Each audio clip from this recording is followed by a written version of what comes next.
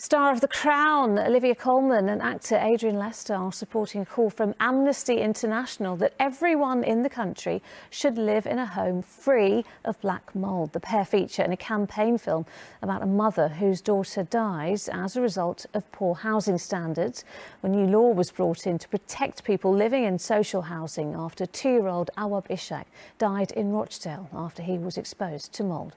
Faye Barker has more. Now, the scale of the crisis facing councils in England has been laid bare in new research shared exclusively with ITV News. It's found that 4 in 10 councils face financial collapse by the end of this decade. And it's also revealed huge regional disparities in local budgets and spending. Our deputy political editor. Well, the crisis for our councils was not raised at Prime Minister's questions today, but angry exchanges about the behaviour of the former leaders of both main parties dominated instead. Carl Dinnan is.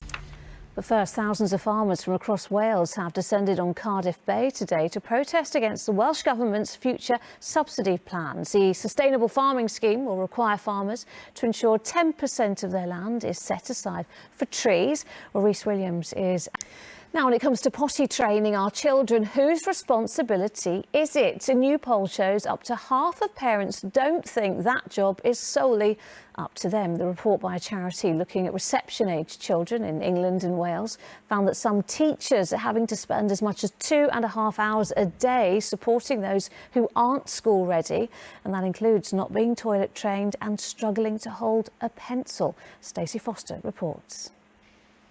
Joe Biden and Donald Trump both won in their latest primaries, making it even more likely there will be the respective presidential candidates in November.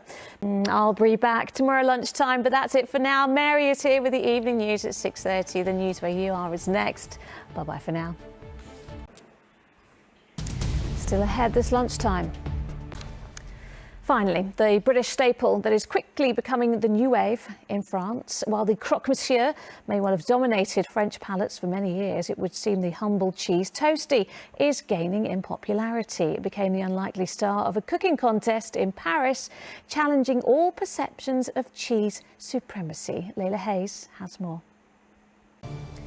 Hello again. Now the main stories. In London, victims of the contaminated blood scandal gathered in Parliament today to highlight their need for compensation. It's nearly a year after an inquiry recommended a compensation body be set up by the end of 2023. Well, the government says it's clear that justice needs to be delivered and that it intends to respond to the inquiry's recommendations after it publishes its final report.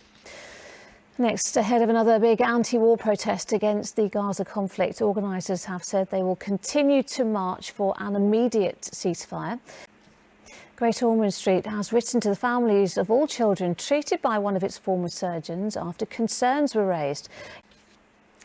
People travelling on the Central Line this morning experienced overcrowding and chaos. TFL. Before we go, congratulations to Ray, who's been named 2024 Songwriter of the Year by the Brits. All right, and that's it for now. Geraint is back at 6. Bye-bye.